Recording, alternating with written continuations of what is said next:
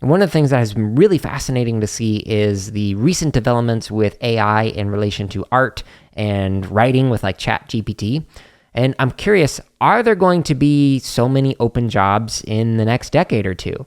And I don't know, because with ChatGPT, it can actually write out some code for you depending on what kind of a prompt you give it. And so rather than having to hire, 5 programmers, maybe you only hire one who is able to kind of like outsource some of the writing process to ChatGPT, and they kind of do the refining or the editing of what the AI develops for them. So you only need one person, and maybe you pay them at a higher rate, but it's not as much as if you had to pay 5 people. I don't know.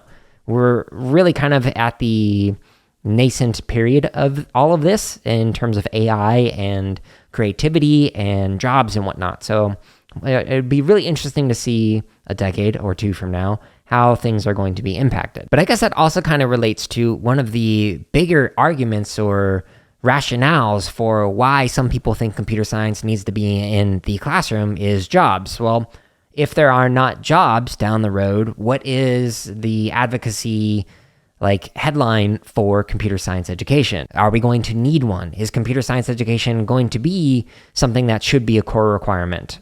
I don't know. Maybe it's going to be computational literacies, like I talked about in a previous podcast episode, unpacking Kafai and Proctor's paper on that particular topic, which is kind of like a more nuanced discussion on computational thinking. So I highly recommend checking out that episode if you have not done so yet. I'll include a link to that in the show notes at jaredoleary.com.